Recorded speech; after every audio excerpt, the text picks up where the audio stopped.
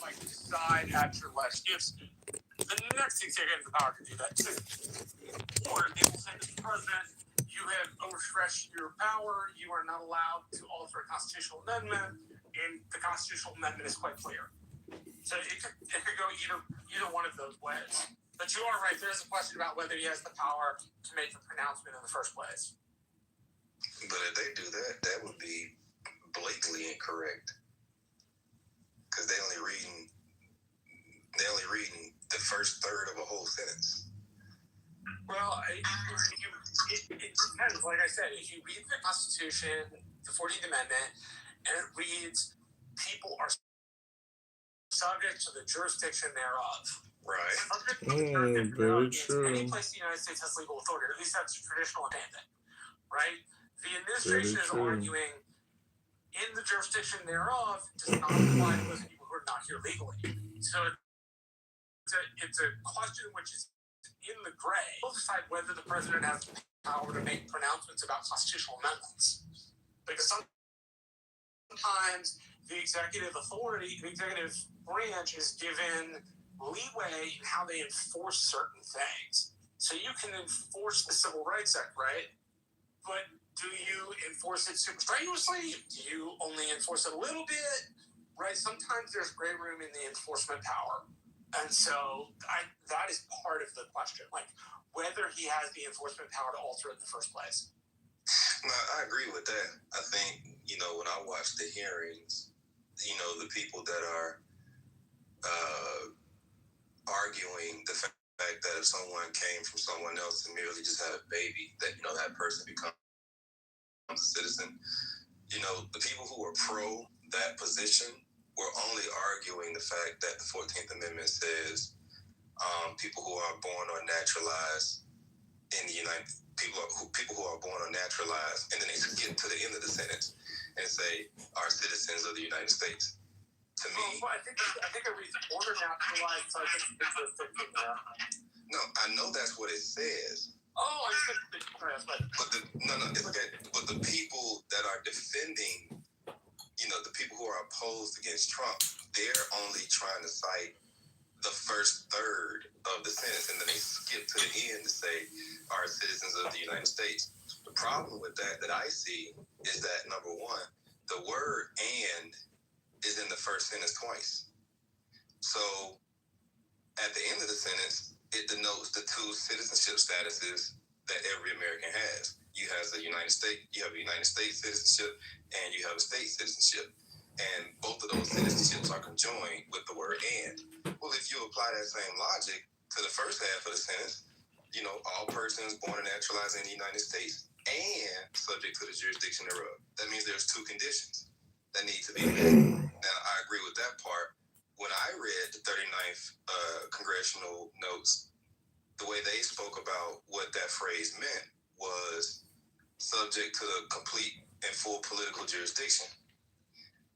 And they were talking about the slaves. So it would make it hard for one to reason that the further that's one thing. And then I'll land here. Number two, I read the brief that Solicitor General Bauer put forward, and he listed quite a few books in there, a few of that I had already read, but I'm glad I read his brief because now I found a whole bunch more.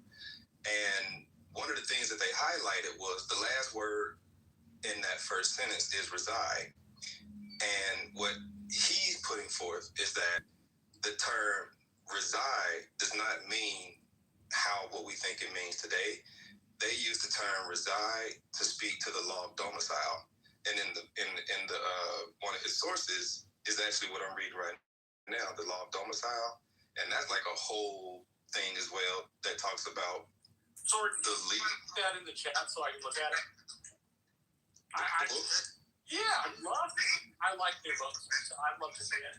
Okay, I'm gonna put his brief in there as well. Yeah. Because he has a lot. When I tell you, I've always been a fan of Trump. His team, his legal team, man, those guys, their strategy is fucking amazing. it's amazing. They've taken this so far as to say, like, even on the first page says the question presented or the question proposed, something like that. And one thing that I ended up discovering that they highlighted is when it comes to birthright citizenship, have a statute that already speaks to how Americans define birthright citizenship. And it has nothing to do with people born here. It has everything to do with, for example, a soldier who's stationed somewhere else. If they have a baby outside of U.S. territory, at mere birth, that baby becomes a U.S. citizen. Or if it's someone who stayed here, who lived here for 10 years, and like there's like some numerical qualification, like the person has to be 21 years old or something like that. And if that person, like a regular civilian, goes somewhere, has a baby outside of U.S. territory and possessions, that person at birth automatically becomes a citizen. So how they're talking about, how the opposers are talking about birthright citizenship does not coincide with, I think it's 8 USC 1401A or something like that. That's the statute that they cited. Literally, I don't know. Look the statute up real quick. I know exactly where to go. Yeah. So when I tell you his legal team is so freaking awesome, it's ridiculous how good these guys are. I mean, it's just their whole approach and strategy to it all is just the best that I've ever seen. And they badass, man. That guy John Bauer or whatever his name is, he's solid. So I'm gonna put all of that in the chat. You don't have to put it in. You don't have to code the chat. Just tell it to me again. With 18, is it 8 or 8? It's 8 USC 1401A.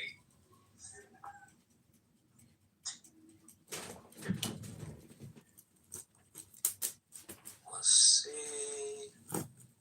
Birth abroad before 1952 to serve as parent. I'll just drop this in the chat so you can post it to the top. Okay. This comes from Cornell Law School.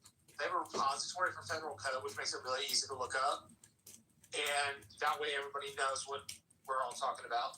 Okay, then I'm gonna put his brief in that the law of domicile book. I'm gonna put that in the chat as well.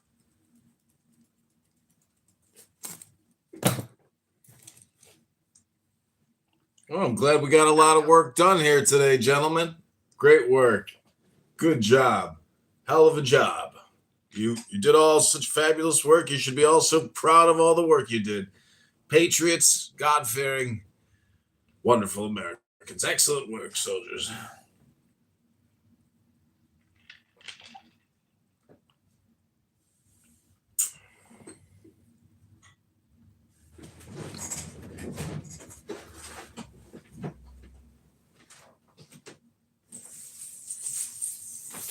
All right, it's up at the top. Sweet, thanks.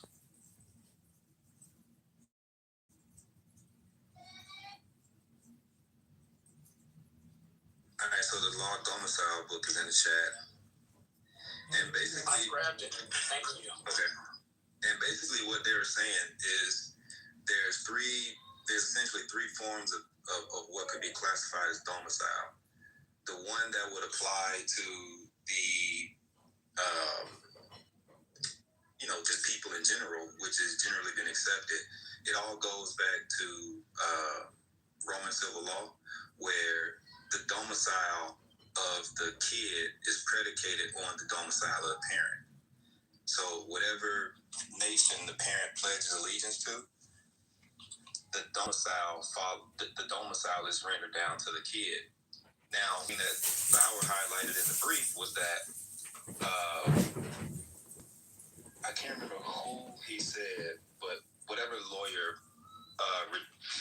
So one of the strategies that the opposers are taking is that just solely applies here in America. But one thing that I can't remember who he said rejected it, but there was a lawyer that rejected the concept of just solely, and they took the position of if the United States decided to accept you, at that point in time, that's when you can become a citizen.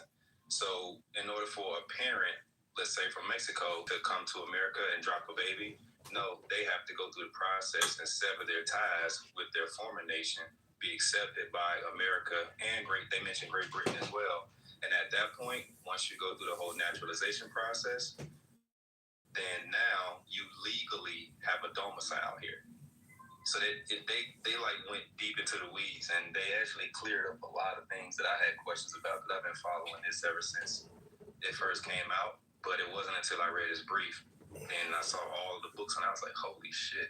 I mean, the first 7 pages are just all court cases, treaty and constitutional stuff, old books from like the 1600s, 1800s, and just, yeah, his legal team. And people excited when I talk about old hundreds. I love history. Always a good thing. Yeah, I absolutely love it as well.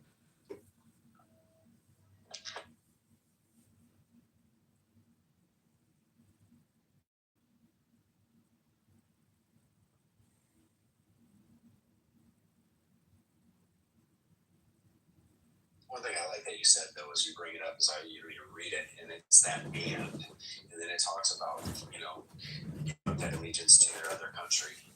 The allegiance is all here, and that's the one thing I think that so needs to be looked at, is that, first of all, that and that allegiance, if we could literally say something to the effect that if they're coming here with any intention or, I don't know, with the illegal stuff, it's very different to me. I think, a lot of that wasn't intended that way. We know why it was intended in the first place. And that is to allow those that were born here. I'm forgetting the name of the one that, what was the claim that, Wong v. Art. In the original case, the Wong case? The Wong case, that right? could be, yeah. So, that's what I think, that when we go back and look at the intention back then, and that's going to be the thing they got to play out in court, and that nice little word and in there, so it'll be interesting to see how it all plays out for sure. I wish it were on TV, to be honest with you, so we could watch. One way that you look at it is always with any law. I think we talked about this a long time ago, Marshall, you and I talked about it. You look at the legislative intent of the law and what was brewing, what was the different testimonies in the legislature, what were the speeches that were given, what was building up, and what was the intent behind the law. So when the 14th Amendment was written, that provision in the 14th Amendment was written by someone in Michigan. And you have to look at that legislator in Michigan and perhaps what surrounded when the actual statute was written. What was the legislative intent? And it's all the surrounding circumstances and not circumstances, surrounding documentation and how he presented that law at the time. And with any statute, you do that. With any law, you look at the legislative intent. So there's been argument as to what the intention was of that provision of the 14th Amendment. I did want to say something that's interesting in the alternative of what you just said. We have law in the United States. If you're a U.S. citizen and you become a diplomat for another country, you have to surrender your U.S. citizenship. So we also determine at what point, using the word domicile is interesting, at what point are you representing another nation and you have to surrender? So it's a flip of it, looking at how we look at people that are U.S. citizens and we denaturalize them when they not just domicile, but they represent through government other countries. Just a side note. And Omar, I know she represents in Minnesota, but no, but if she was representing Somalia in during to use her as example. Someone who's a U.S. citizen loses their citizenship. They have to surrender their passport, their citizenship, when they represent another country, and that country's government to the U.S. That's our law. It's just the flip of it. So I just put in the chat sword. I just sent it to your back channel, but this comes from Digital Commons WCL American.edu. It's called the Citizenship Clause in Legislative History, American University Law Review. And who's the guy in Michigan that was the scrivener of that part of the 14th Amendment? Do you remember, Martin? I must say. Was it Trump? I wanted to call him Bingham, but I'm not entirely sure. Yeah, it was either Bingham or Trumbull. I think Bingham was out of Ohio. This guy was Michigan. Hold on, let me look it up. I gotta see something. You're in the Matrix. Can you hear him? Yeah, he's in the No, he's in the Matrix. I'm in the Matrix. Okay. I could be wrong, but I'm almost certain he was Michigan.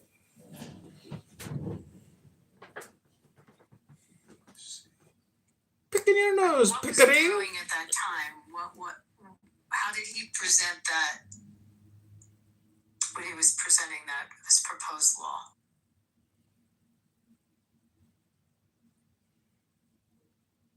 Yeah, that should be very detailed when you look at the gist of it presented. There should be a very detailed explanation of why. One would think anyway. Yeah, I'm sure there is.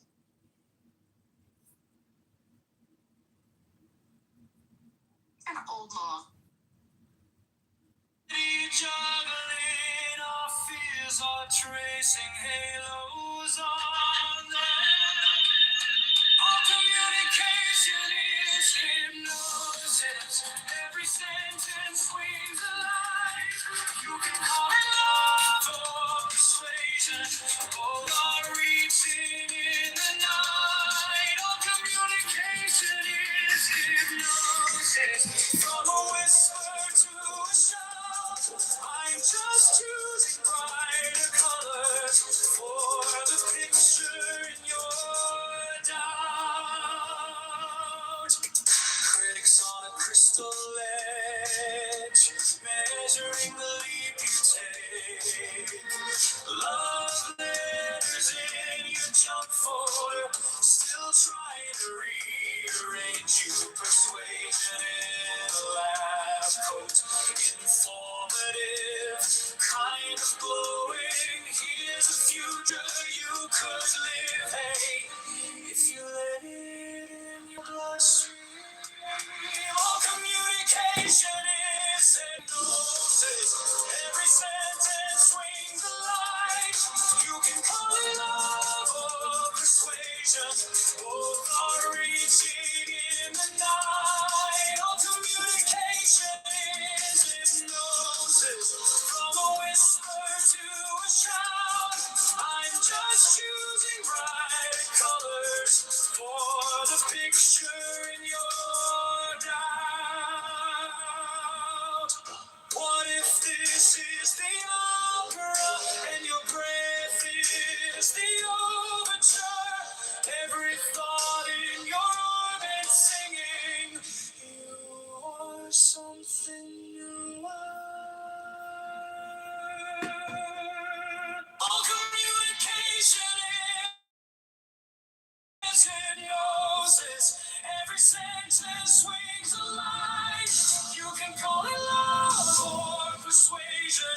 Both are reaching in the night. All communication is hypnosis. And if every word's a spell, interesting time, futures where you rise, and you are well.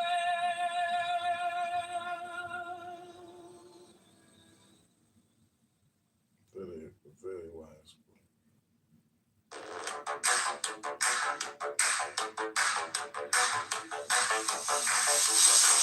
Watermelon, rainbow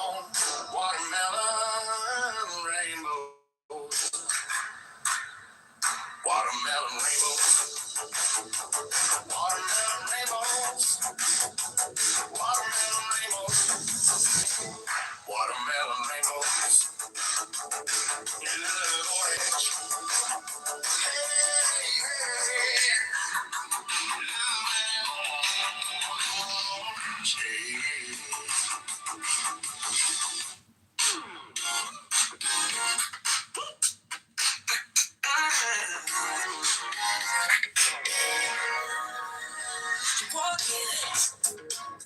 Like the pollen, it's just lit, so great.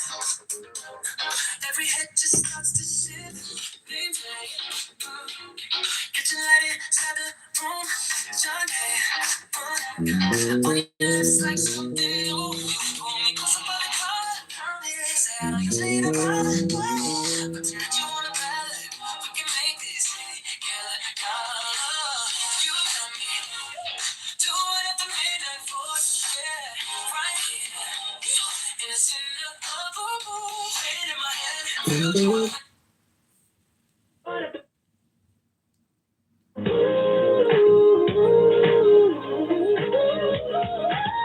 You got me doing at the midnight boy, looking like I'm for you. Is this way that I could? It actually sounds worse on the Bluetooth. So it would be like, what's the point of using a Bluetooth when it sounds worse? It's just my opinion.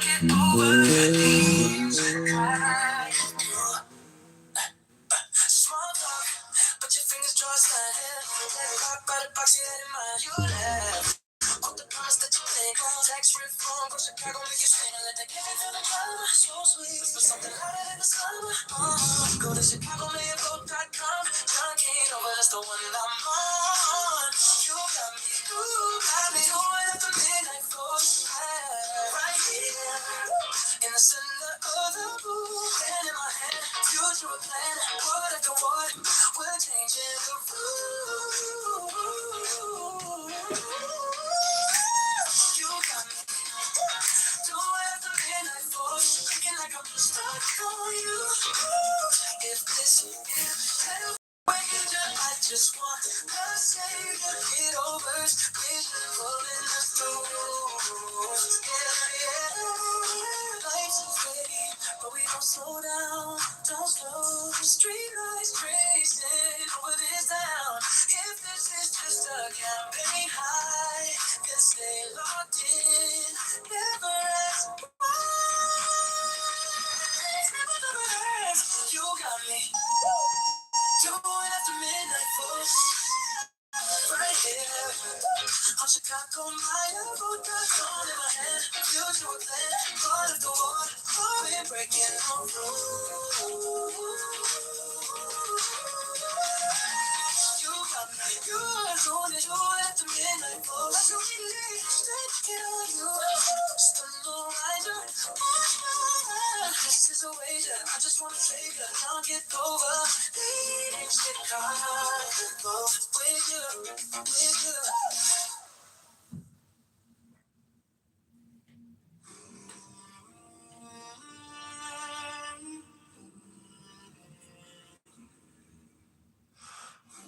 On the top of my head, little voices waving flies. Every word a tiny mirror asking, who are you? Really? Spamming a silver suit. Politics in painted shoes. Comedy juggling our fears of tracing halos on them. All communication is hypnosis. Every sentence swings alive. You can call it love or persuasion. Both are reaching in the night. All communication is hypnosis. From a whisper to a shout. I'm just choosing brighter colors for the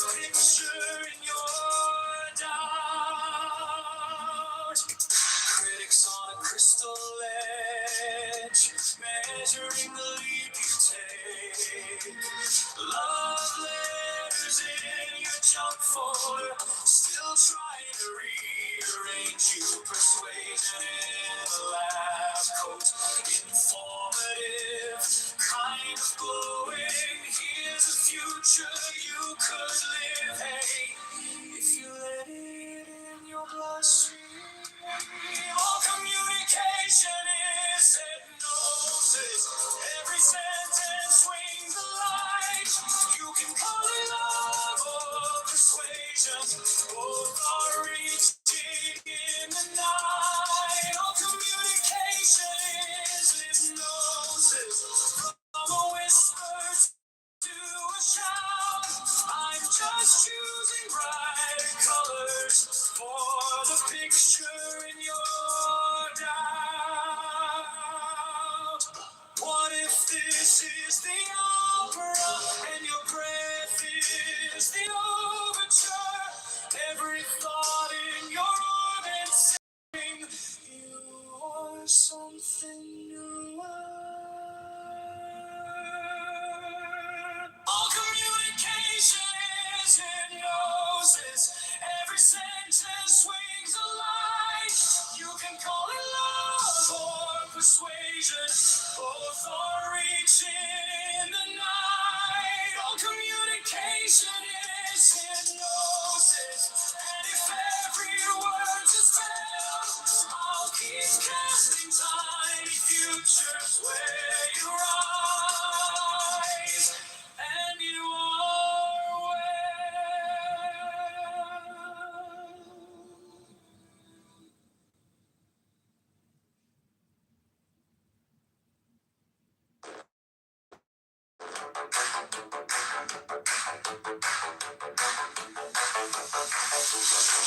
Watermelon, rainbow, watermelon, rainbow, watermelon, rainbows, watermelon, rainbows, watermelon, rainbows, watermelon, rainbows, little orange, hey, hey, little orange, hey, little orange,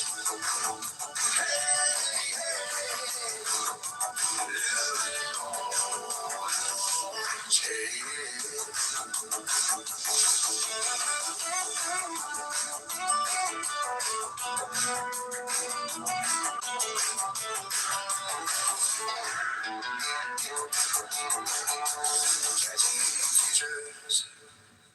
catching neon futures, catching neon futures, catching neon futures, little orange, hey, little orange, hey, little orange,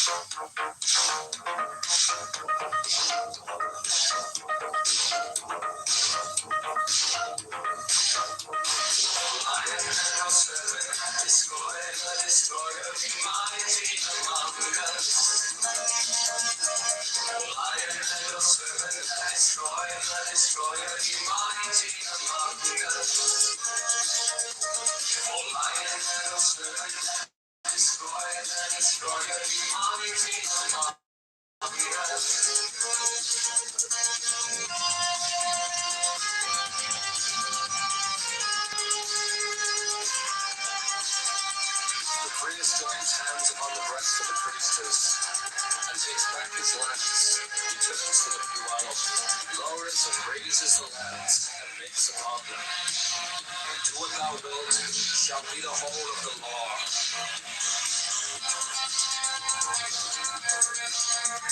Love is the law. Love and your will. He lowers the lance and turns to east the priestess. takes the lamps in her right hand and her left hand, and left hand she offers the praise fields.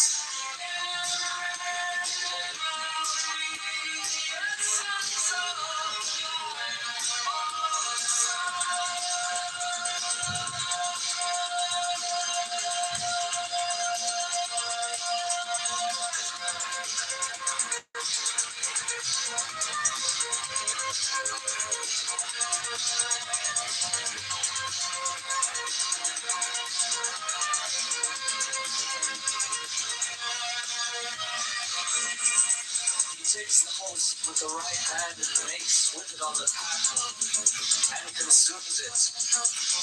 Silence the priestess takes, uncovers, and offers the cup as before.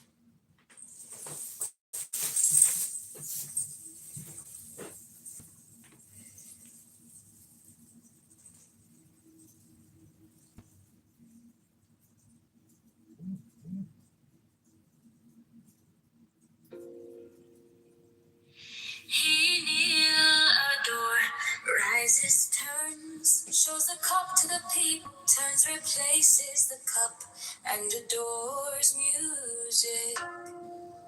For this is the covenant of resurrection. He makes the 5 crosses on the priestess.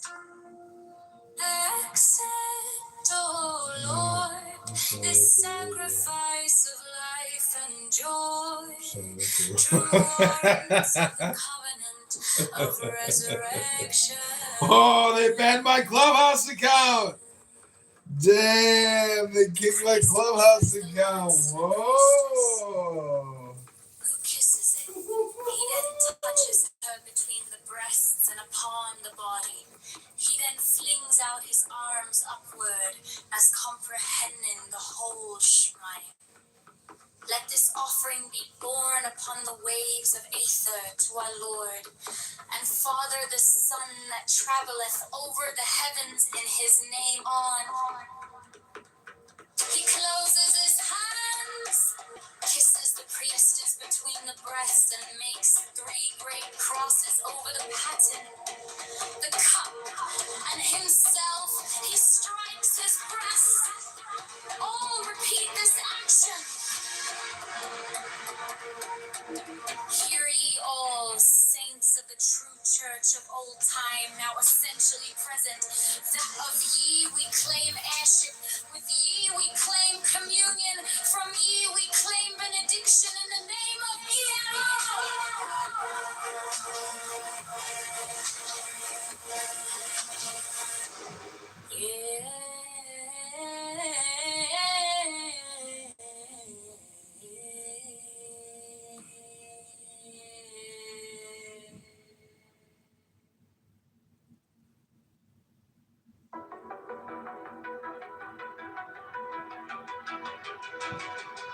the principles, the diacon, mysterious energy, triform, mysterious matter, in fourfold and sevenfold division, the interplay of which things weave the dance of the veil of life upon the face of the spirit. Let there be harmony and beauty in your mystic loves, that in us may be health and wealth and strength and divine pleasure according to the law of liberty. Let each pursue his will as a strong man that rejoiceth in his way, as the course of a star that blazeth forever among the joyous company of heaven. The people, so woe to be, so woe to be.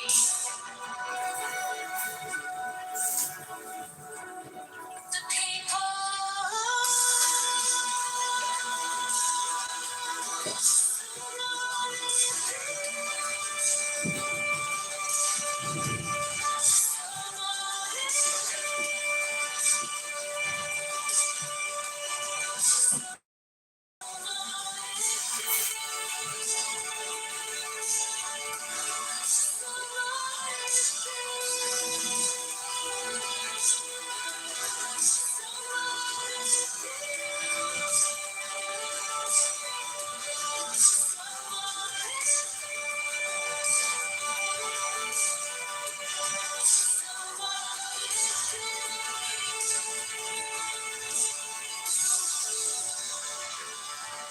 birth, the diacon, be the hour auspicious and the gate of life open in peace and in well-being, so that she that beareth children may rejoice, and the babe catch life with both hands.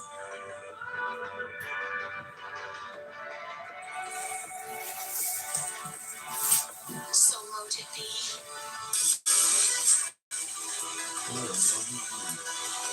The people,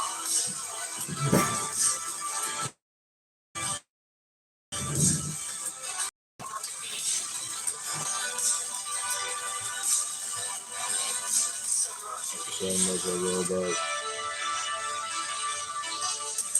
I'm sorry.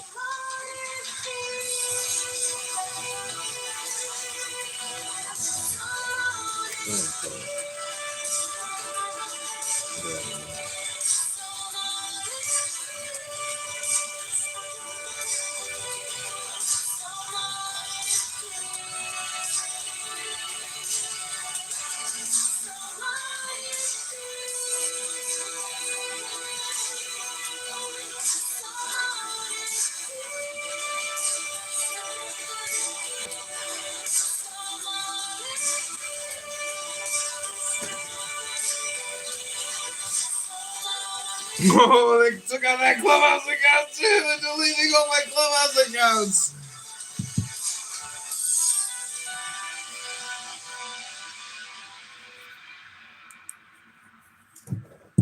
Damn, 2 of my Clubhouse accounts get deleted. Methods we y'all use to get there.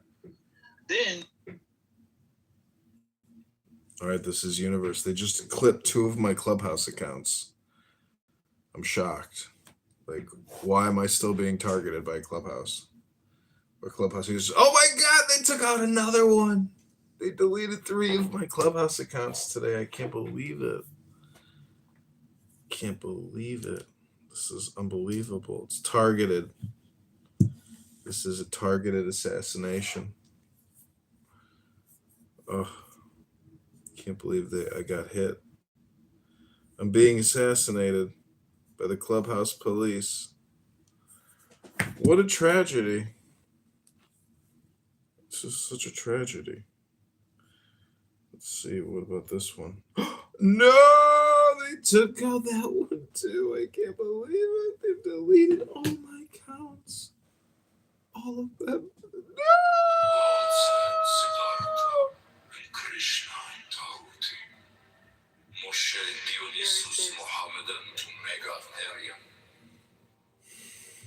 With these also Hermes, Pan, Priapus, Osiris, and Melchizedek. What really pissed him off is I would declass that Virgilius, Catullus, Martialis, Rabelais, Swinburne, and many an holy bard, Apollonius Tianius, Simon Magus, Mames, Pythagoras, Basilides, Valentinus, Bardesigns, and Hippolytus, that transmitted the light of the Gnosis to us, their successors and their heirs, with Merlin, Arthur, Cameron, Parzival, and many another. Priya and Ronporio VII, priest and king that bore the lance and cup, the sword and disc against the heathen. And these also Carolus Magnus and his paladins, with William of Shiren, Frederick of Hohenstaufen, Roger Bacon, Jacobus Burgundus, Molensis the Martyr, Christian Rosenkrutz, Ulrich von Hutten, Paracelsus, Michael Mayer, Roderick Borgia Poi, Alexander the Sixth, Jacob Boheme, Francis Bacon, Lord Verulam, Andrea, Roberus de Fructibus, Johannes D, Sir Edward Kelly, Thomas Bahn, Elias Ashmole Molinos, Adam Wishow, Wolfgang Guenduthe, Ludovicus, Rex Bavaria, Richard Wagner, Alphonse Louis Constant, Frederick Nietzsche, Hargrave Jennings, Carl Kellner, Forlong Dukes, Sir Richard Paynight, Paul Gorgon, Sir Richard Francis Burton, Dr. Gerard Encossi, Dr. Theodorus, and Sir Alistair Crowley, O sons of the Lion and the Snake. With all thy saints we worthily commemorate them, worthy that word and are to come. May their essence be her present, potent, puissant, and paternal to perfect this feast.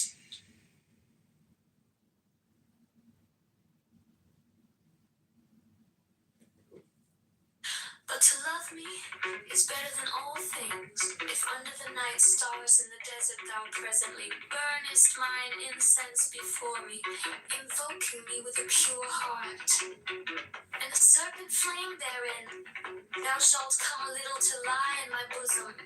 For one kiss wilt thou then be willing to give all. But whoso gives one particle of dust shall lose all in that. If you're a small content Ye shall gather goods and store of women and spices. Ye shall wear rich jewels. Ye shall exceed the nations of the earth in splendor and pride. But always in the love of me, and so shall ye come to my joy. I shall do earnestly to come to know me in a single word. And come to the rich dress. I yearn to you. Purple, purple, veils of voluptuous, arduous, pleasure and purple, and drunkenness of the animal sense. Desire you, but on the wings and rose that coil splendor within you. Come unto me, to me, to me.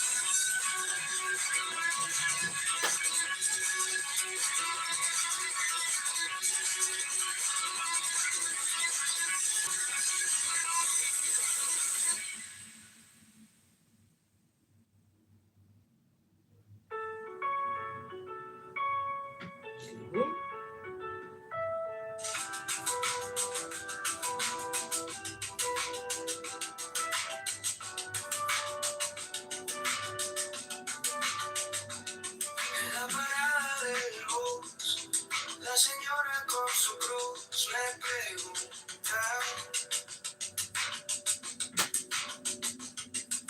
¿y este tal John de verdad piensa en los blues? El chaval con su café, 3 trabajos, poco pie, dice, quiero a alguien que al fin se parezca un poco a mí. John para el mayor de Chicago, para los motes, para el barrio, para las personas de las peoples que nunca salen en los libros. John para el mayor de Chicago, la voz del norte y del lado sur, para la familia en el lago que sueña un futuro azul.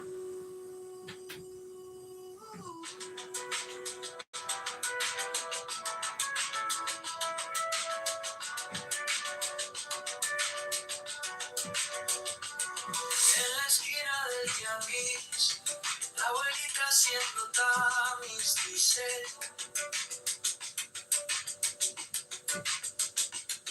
quiero ver la luz en la escuela de mi Luis.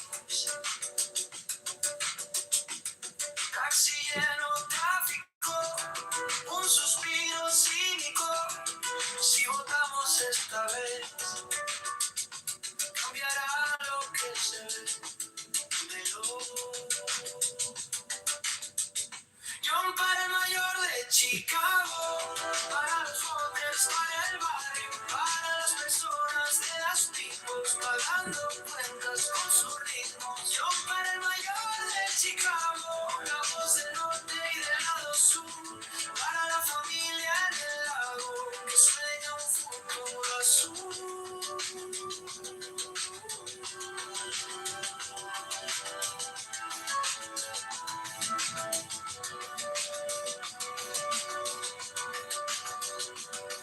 Queremos santo ni actor, solo alguien que escuche el dolor del techo que gotea en invierno, del miedo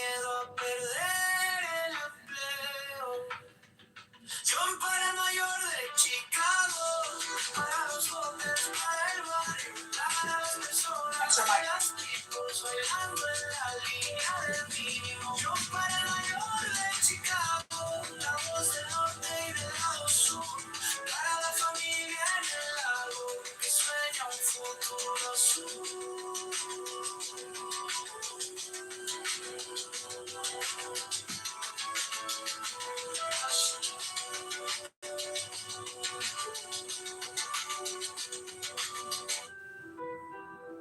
What happens if you throw this hand grenade and a pepper?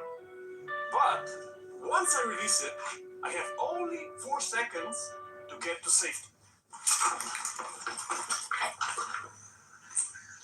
What happens if you throw this hand grenade?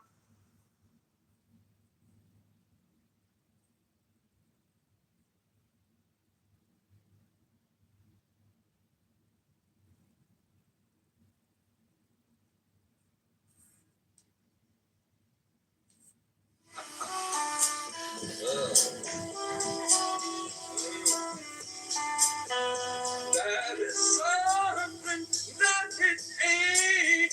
Chilling with my baby, oh, she's quaint.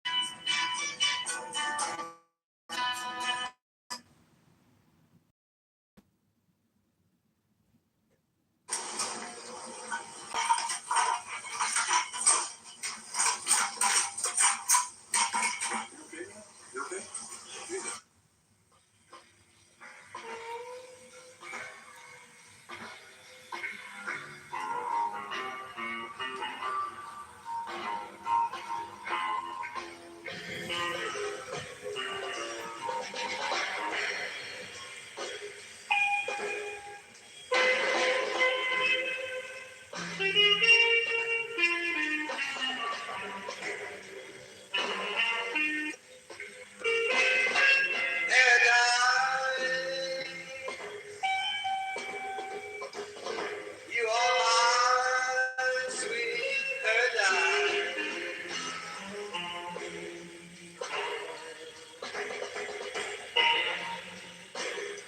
Garden of Eden. I see a garden of Eden in your eyes.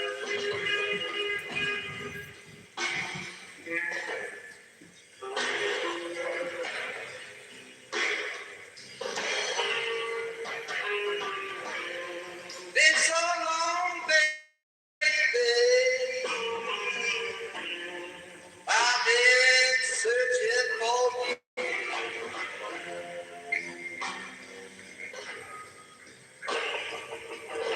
Been so long, darling.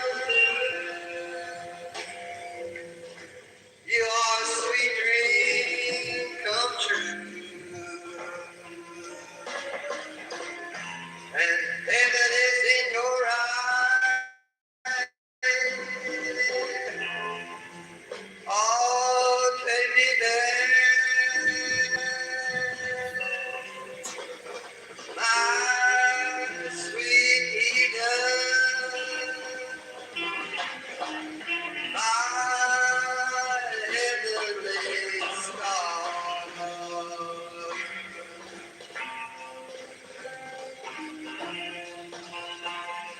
Thank all your glory.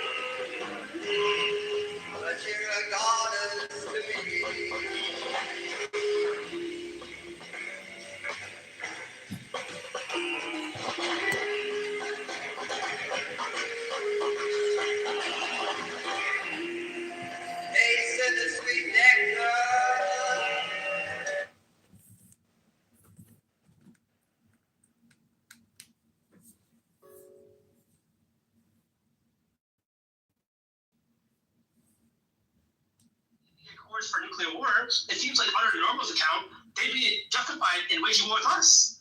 And Trump did that a year ago. Right. Well, the problem is that if you're the bigger power, if they attack you, they're going to get their asses kicked. So wait, the normativity isn't based around like behaviors in regards to agreements. It's about who has more power. It's about power in the pursuit of our values. And those values... So your point about people like violating agreements is irrelevant. Because it's only if they violated agreements in a week. Well, no. Again, do you agree that our demands on Iran were reasonable? No, I don't. I think no ballistic missiles is like irrational given the kind of geopolitical sphere we have now. Well, what they have shown their willingness to attack their neighbors. Yeah, so is Israel.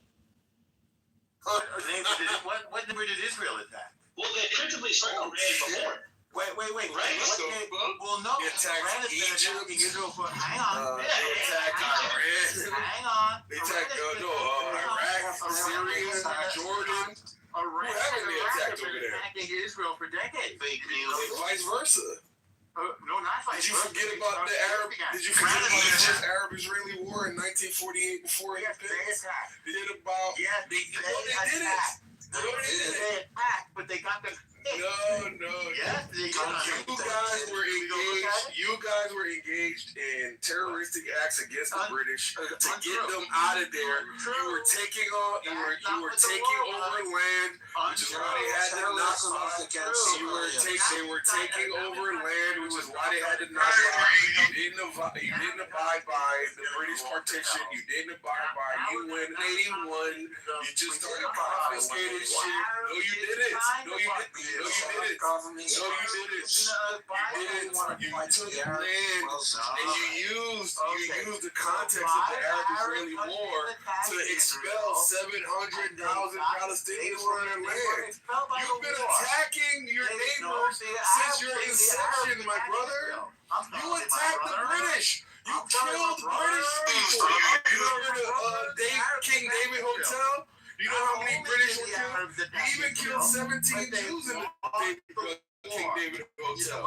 So please, let's not pretend like you don't attack. Go ahead, AWOC. Sorry. I had to correct the record for these fucking liars. When Israel and you lose, you're going to lose your bloody land. And that's what happened. Yeah, I'm confused. Like, so Egypt was that preemptive or no? What happens when the Egyptian attack when they attacked? Which one? Which one? Each time I'm answering you, Egypt kicked out the UN peacekeepers and massed its troops on the border, which under the law is a casus belli. And Israel then attacked preemptively to prevent Egypt. There we go. It's a casus belli. There we go. Right on the rim of your country. Everyone shut up. Everyone stop. So if you mass your troops on the border and indicate your intention to attack, yes, you're going to get your ass kicked. That's correct. Okay, but given what international laws are, is that violating Article 2? I'm sorry, why are you bringing up Article 2 in regards to 1967? Because what justifies the people attack? 1967. What's that? Because Article 2 was in effect back then. So does that justify the attacks? Okay. Absolutely. What? Okay, so Article 2. Hang on. Normal, that was a yes or no question. Normal, that was a yes or no question. I want to answer you. I want to answer your point. So if... Wait, my point is just the rationalization of that action is Article 2. Let me make my point, and then you can respond. So if a country masses its troops on your border, and then ejects the UN peacekeepers and announces its intention to attack you, it is absolutely justified to. No, and I agree with you. It's because they throw. So what? Nobody ever announced they were going to attack. Stop. We're being very linear here. Okay. Because they've exhausted diplomatic solutions. Yes, we wanted a peace deal with Egypt, and when they finally made one in 1978, we kept that peace ever since. And we gave So what about the invasion of Iran has exhausted diplomatic solutions? I'm not done. Because my point's I'm not changing the subject. My point's very specific. My point's very specific. The whole time. Just let me finish. Let me finish. We're in agreement on Egypt. It's completely justified. I'm giving you that. I'll take it, but I haven't completely justified. I accept your concession, but I haven't finished. So here's an addition. The position, number one, the Palestinians did not accept the partition plan. They could have had a country at that point. But the reason, do you know why they didn't accept it? They didn't accept it because they only had 47% of the land with 2/3 of the population. And they didn't get the choice pieces of the land. That's why they didn't take it. Oh, so we don't have history books now. We don't have history books about the divide. You see it as a divide.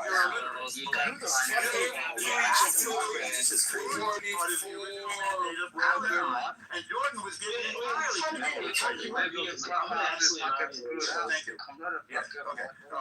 He's lying about the partition plan. Better yet, he's not talking about the Arabs.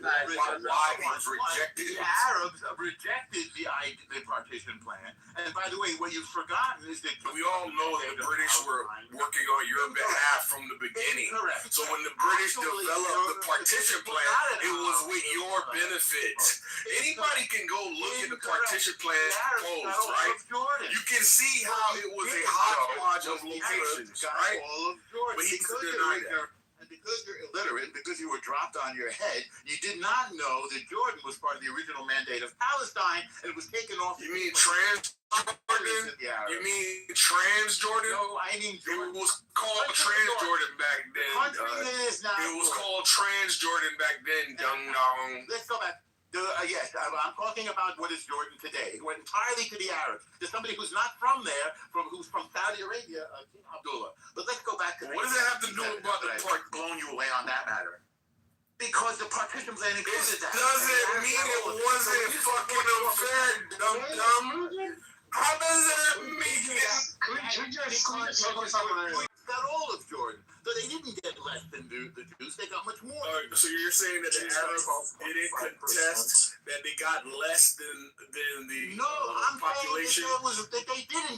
They didn't? Oh, so all we have to do is say, how much land were the Arabs appropriated during the partition plan? How much land were the Arabs appropriated during the British partition plan? They got 22 countries. Was it the 1947 UN partition plan allocated approximately 42 to 45%. What did I say? 44? My bad. 42 to 45%. I was off by a percent. Of historical Palestine from Arab states, totaling about 11,500 square kilometers. Okay, great. So you got 45%. It was still 2/3 of the population that only got 45% of the land. I said Jordan was part of Palestine. The Arabs got all of it. There was no country called Jordan Concrete. Total land division. The plan assigned 55 to the Jewish state, despite them only 7% of the land at the time. So guess what? Partition plan just 10% of the land. And then somebody says, here's the Khartoum Conference. Congratulations. And you don't think that the Arabs should be complaining about that. The Arabs shouldn't be upset that here comes these assholes who just got here 50 years ago, and now they own 56% of the land. Got it. Great deal. Wouldn't even let the Jews have that. The Arabs got all of the land, and they wouldn't even let have the Jews have a little tiny sliver the size of New Jersey. What a piece of shit. Willing to accept. What a literal piece of shit. Listen, shit. Look at this piece. You are a oddity. Okay. Now you are a fucking circus animal, bro. We didn't even know that people like you exist, bro. You know what? disgusting. There's a lot of us, and reek. there's a lot of it, and we're You kicking your ass. reek. Disgusting, racist piece of garbage. That's why your whole country's been under siege since its You inception. stinky piece. Because you're such good people. We're happy to do Constantly cigarettes at war ass. every Well, fucking we don't day mind. We love for winning. fucking decades after decades after It's decades. something Biden can't do. You love winning. Yes, You winning. abuse the Crushing them. Palestinians, and look Crushing at you them. now. Look at you now. You're disgusting. You're We need to horrible. crush them because we keep getting stronger each time. Now let's go back to 1967. That's why everyone The is problem You don't even want to live there. Let's go back to 1967. I've been waiting a long time. Go ahead. I had one point to make about 1967. Hey, go ahead, buddy. You can go to Iran. The point that I wanted to make was that the Arabs My watch. negotiate. Not on my watch. Start your statement, and I'm going to start in the middle of your statement. Go ahead, decide that they want to support impeachment. No, you're going to cry today. Today you're going to cry. Today you're going to cry. Much as obviously you need the Senate to convict. But what if they impeach him and go after both of them and charges against both? The next in line to run the country is the Speaker of the House, which would be a Democrat at that point. Am I wrong on that? Yeah, Can someone tell me, Yeah, Matt, just how that would fly? yeah. It's Hakeem Jeffries in line. He would be our president, correct? Yeah, and I don't think you're going to have the Republicans do that, not how extreme Jeffries is. So. But what if they, so, I mean, it would be a question. There's only a few Republicans that will push back against Trump, and I don't even think they're dumb enough to do that. Do you understand? This is basically what I just laid out. There's a potential that something like that could happen. It could, but I mean, I can't help it if Trump does unpopular shit. I mean, that's like, what can I do about that? I don't even know. How do you impeach Vance though? Like you do the same procedure. I guess it would be the same procedure, right? I don't know. Back impeachment. I mean, what? Agnew just resigned, right? And Nixon appointed. Yeah, he just moved on. Yeah, he just moved on. I mean, to my knowledge, I don't know of another VP, but I would think there's the same procedure because remember they wanted to impeach Mayorkas. I mean, they wanted to impeach people in the cabinet. So I don't know. Constitutionally, I don't know the answer other than the third in line is the Speaker of the House. Who would change? It would be Jeffries. Well, I mean, assuming he won. I think one of the biggest travesties is that there's perhaps if there's going to be an actual regime change, which I'm going to say I think that sounds like 99% bullshit to me. I guess he would have redeemed himself. Other than that, I really feel sorry for JD Vance and Marco Rubio that they got. That their name would have been dragged through the mud with Trump, and you can tell like Vance has been really fucking quiet since this started. I know, head up. I do think that there's been what's been speculated for months is that a lot of the infighting you've seen on the right, what it ultimately has to do with is JD Vance. They do not want him to be the they don't want him to be like the front runner for the presidency in 2028. Right, but if they're gonna find allegations, they're gonna go after the administration, including Vance. I mean, that there's besides all the personal dealings, that they'll claim with Trump and his family and not creating the Chinese wall there, they're gonna go after acts of the administration.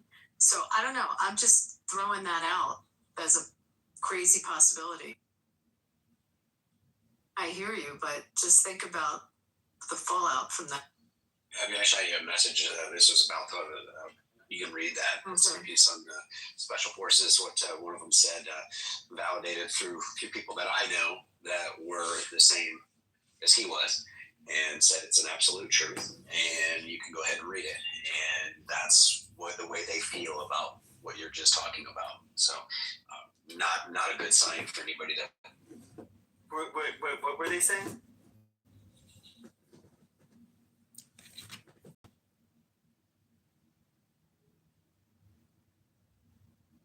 He He's saying that Vance is gonna lose because he speaks like a loser edgelord. Vance ain't gonna get he won't get it. It'll be Rubio or something. Vance is gonna. Why do you think it won't be? It's okay, all right. Wait, why do you say that? Okay, but I was asking him the fucking question. You asked me a question. No, I was asking. Wait, don't be so horrible, Pepe. I'm trying to tell you something. Oh my God! All right, tell me. Ask the question once. Wait. Vance is gonna lose because he's a loser edgelord like you and a fag. And he's gonna lose to Marco Rubio. Nobody wants to listen to insults like Carlson types and everything other than that. Vance is gonna lose. How many hundreds of millions does he have, or is he? I forget. He's not a bad-looking guy, I wouldn't think. He's got the celebrity part down. Like I said, I'm pretty sure he can get. I don't think that's his problem. Yeah, I said edgelord. That's not what an edgelord is. An edgelord. I don't think you know what an edgelord is. It's a very specific type of personality. It's almost always. No, it's not like Tucker Carlson. It's a Tucker Carlson type of special retard and everything else. And he's literally not an edgelord. Have you noticed Vance is going down in the polls because his special relationship with Tucker Carlson and the fact that he has Tucker Carlson's son in his administration, all the thing. That's not why he's down in the polls. Specific reason. You watch when it comes to 2028. Vance is going to lose to Rubio. Nobody wants Vance. Because facts like you support him for retardation. That's it. All right. Thank you for wasting several minutes of my time. But I was asking Ice, what is this information you were hearing about Vance? No, it's not about Vance. It's about what would happen if they impeach the president and a certain section of people that would take exception to that due to their oath, basically. So. If they feel that it was done basically for partisan politics, that there would be action taken. So I don't even want them to impeach him, and I despise the guy. I don't want them to impeach him because I think it's gonna look like a fucking charade. They've done it the first time, the second time, doing it the third time. It's just gonna look stupid. So they should just let him do his 4 years. And my biggest fear is impeaching him and having this idiot Vance go in there. I'd rather. Even though I totally despise Trump, I don't want Vance to go in there. I don't. So Trump, he can keep fucking up for the next 2.5 years, I think. Yeah, we'll figure out a way to deal with it and cope with it, but yeah, let him stay. No Vance. I think it's just gotten too extreme. I just wouldn't want. I wouldn't want this to become the new normal. Yeah, politics has become way too divisive. And, the left and the right are they're begging for a more moderate party to come along right in the middle right now, both sides. When they do the pollings, it's very heavy on the left. I forget, it was overwhelming. They wanted the party to come back to the center. And it's the same on the right. And most people don't want a far right. And I would love to see people that can sit down and really negotiate and try to solve problems again, because right now they don't. We got a bad, Affordable Care Act. Let's just leave it, because we're both going to act like children and not want to talk and try to resolve something and make something better, because everybody's got to claim we did that. Our side did that. Now, how about we sat down together as adults and figured out a way to make it work? There's nothing that the government gets involved with that goes well. From healthcare to jails to hell, freaking political laws they passed. Hey, how do you guys feel about all the hundreds of millions of dollars that Trump's family is making? I mean, he's been in the presidency for about a year and a few months, and his family has already made over closer to $2 billion. What are your thoughts about that? First of all, do you have proof that the income's been made? I mean, it's interesting. I think it's across the board, Ben. I think that you look at people like Ilhan Omar that all of a sudden is worth $30 million, or some of the squad members like AOC. Look at Schumer. Look at Pelosi and her net worth. I mean, I think it's both sides have increased their net worth while they're in government. I don't think it's a good thing, but I think it's on both sides, and you have to call it out on both sides. Are you okay to do that? Oh yeah, of course I will. But I think, yeah, of course I'll call it out on both sides. Yeah, I mean, like, there's some rotten apples. How did Pelosi get as rich as she got? You have to call it out on both. Insider trading. How did Schumer get these people? How did Biden? So Joe Biden was a prosecutor. He didn't come from wealth. He lived in a house in Hockessin, Delaware, and during his years in the Senate, okay, all of a sudden amasses like money, wealth, and then he's a VP. So he's in public office and becomes a multimillionaire. Explain. Where's that money come from? How's that happen? How many books did you buy? I don't know how much it is. From books? I'm just asking so. Because I know they advanced in $2 billion at least when they're at that level and publish books. While he was in office, you're talking? I don't know. I haven't done it. Yeah, I mean, it's just like I'm saying. I don't mind you calling it out, but you gotta call it. It's like a virus throughout government, and definitely on the legislative side. He sold the rights to a future memoir for $10 million. That's a fancy way of saying here's some cash for something. What year did he do that, Ice? Let me see if it's got a year. Because he got wealthy, I think, before he did memoirs. I mean, look at that. I mean, I'm just going to say this. Look at the salary you make as a member of Congress or a senator, and then tell me how you. Yeah, it's like 150 or something. Right. How do you amass? How do you get a beach home in Hockessin, Delaware, or how do you get the big house? Not in that big house in Hockessin, or the beach house in what's the Rehoboth? Like, how'd that all happen? Where'd that money come from? I don't mean to shut you down on what you're saying on Trump, but I think it should be a more global. Is a little too blatant.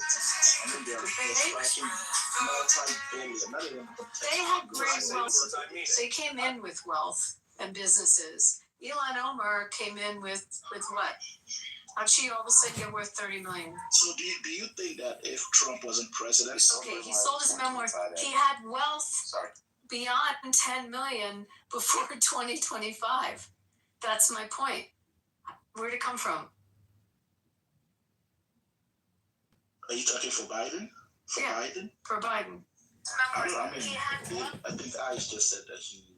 That's 2025, Ben. 2025, he made his money. He had his beach house in Rehoboth and his big house in Hockessin way before 2025. The salary of a U.S. senator all those years, I mean, add it up. If he was in private practice at a decent firm in Delaware, it'd be a shit ton more than that. Abby, do you know if can the kids of the president make money? I mean, I don't even know how that works. They have a Chinese wall that he has to separate himself from the investments and from the company, but they can make money. I mean, you can make the Hunter Biden argument that. Exactly. So I don't think Trump is directly making money. I don't think you can link that to him in any form. I mean, I don't know where you can go find it, I guess, but now his kids are definitely making money, and that's not illegal. You guys crucified Hunter Biden for making a couple, is it hundreds of thousands of dollars or tens of thousands? His son, Don Jr., he partnered or he invested in a drone company, which at the time he invested in the drone company was valued at $2 million. Then, some way, he was able to get a $600 million contract with the federal government. Now the drone company is valued at $2 billion. His son is invested in Cowshe and advising Polymarket. They're building like hotels. Okay, for example, you know the funny thing is you can't prove it. The funny thing is you can't prove it. Actually, can you? That's why you left his life. Finish? No, but the thing is you can't prove it because I've heard this. Wait, is not invested in the drone company. That was a lie. Not the first time I've heard this before. The funny thing is you can't prove it. You can't fucking prove it. You just lie and lie. Where is he from? You're like a Palestinian. Okay. Now shut up. You can't prove it. You just lie and lie and lie. You expect people to think what you're saying. You can't prove it. Just put it in the chat. Have a girlfriend? Can you go stay with your girlfriend or something like that, please? Okay. Bro, get the fuck out with your thing and go talk when you want to do it. But you can't prove it. You just lie and lie and lie. Put it. It's not true. It's fake news. It's false. For $5 billion to invest in his funds. So fake news. So in his defense, when he's talking about Trump and the money that they've made in office, so Trump was inaugurated on January the 20th. Let me see. So it looks like Trump did launch a meme coin. No, not 20. You talking about not 2020? The 20th of January, right? January 20th, 21st. Oh, so what he's saying about as far as Trump family making like a shitload of money. So Trump did launch